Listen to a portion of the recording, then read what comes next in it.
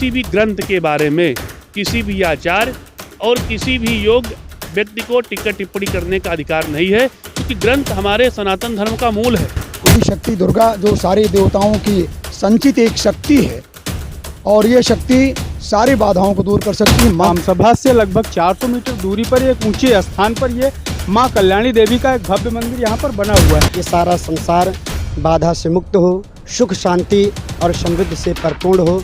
इस संता के पहले जो हमारा अखंड भारत था, वही भारत की कल्पना हम लोग कर रहे हैं।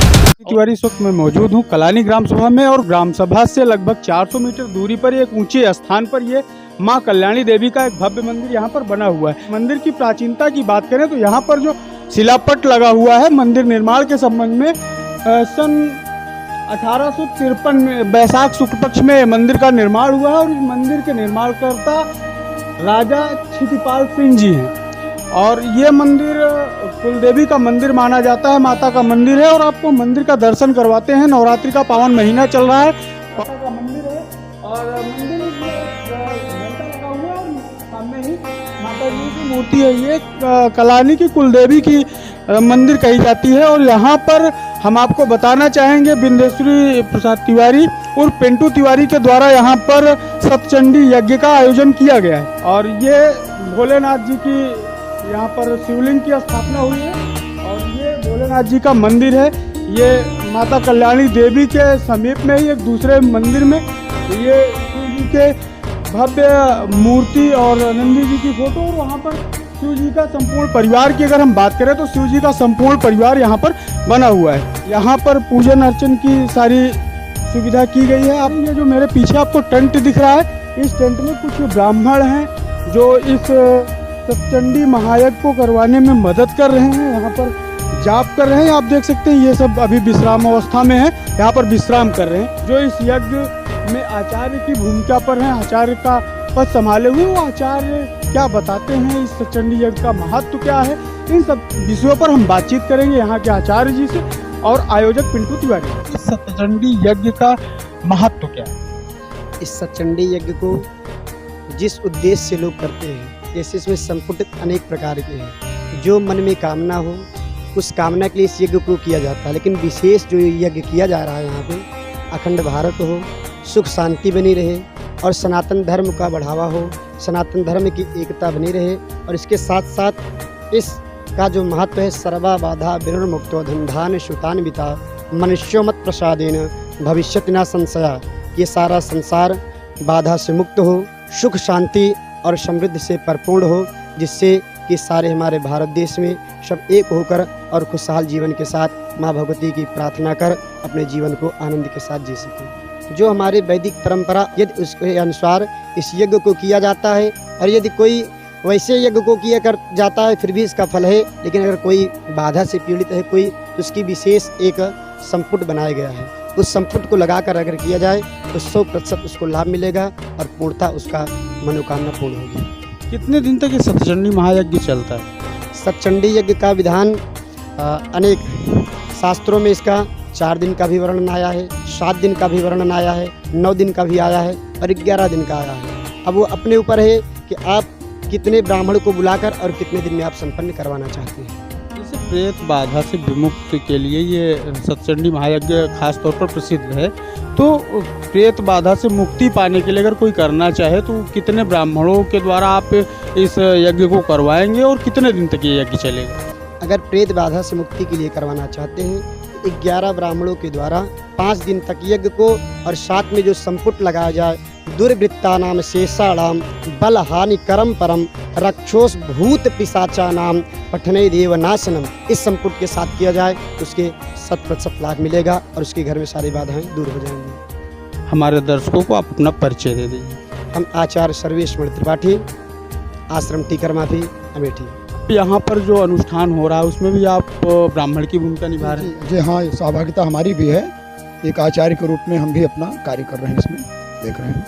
इसी सतचंडी महायज्ञ जो चल रहा है, ये अगर इसको संधि विच्छेद करके हम इसकी बात करें तो ये 7 देवियों का 7 चंडियों का यज्ञ इसे कह सकते हैं। जी जी हाँ, ये आदि शक्ति दुर्गा जो सारे देवताओं की संचित एक शक्ति है और ये शक्ति सारी बाधाओं को दूर कर सकती है। मन स्वच्छ हो और एक अपने नियम कायदा नियम संयम तब से बाकायदे हो वो ब्राह्मणों के द्वारा, तो निश्चित रूप से कोई दो राय नहीं है, वो कल्याण सबका होगा हर क्षेत्र में। कोई पिंटू जी का तो एक उद्देश्य है, वो जो लेकर के अखंड भारत हो, जो हमारी संस्कृति रही है, सनातन धर्म रहा है, सर्वे भवन्तु सुखिनः सर्वे सन्तु निरामयाः सर्वे भद्राणि पश्यन्तु माँ कश्चित् दुःखभाग् भवेत्। किसी को कोई कष्ट होगा ही न करे, ये हमारी संस्कृति है। और फिर हमारे वेद की ऋचाएँ बोला करती हैं कि सृष्टि प्रजाभ्यो परिपालयन्ताम् न्यायेन मार्गेण महिम महिषा गो ब्राह्मणेभ्यो सोमस्तु नित्यम लोका समस्ता सुखिनो भवन्तु।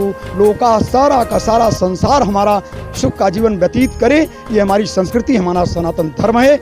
और उसी के आधार पर हमारे पिंटू जी कि लोक कल्याण की भावना से कि हमारा ये लोक कल्याण बना रहे, हमारा भारत अखंड रहे, सब निरोगित रहें और संमित रहें, और भारत हमारा उत्तरोत्तर विश्व गुरु जैसे पहले रहा है वैसे उसकी भूमिका अदा करता रहे। ये हमारी कल्याण इनके पिंटू जी के विचार हैं। अब हम बात करेंगे विंध्येश्वर प्रसाद तिवारी जी और पिंटू तिवारी जी से। आपका इस चंडी महायज्ञ को लेकर क्या प्रयोजन करने का क्या मोटिव रहा, क्या उद्देश्य? जगत जननी माँ विंध्यवासिनी माँ दुर्गा मेरी इष्ट देवी हैं। मैं जन्म से लेकर आज तक उन्हीं में आस्था और विश्वास करता आया हूँ।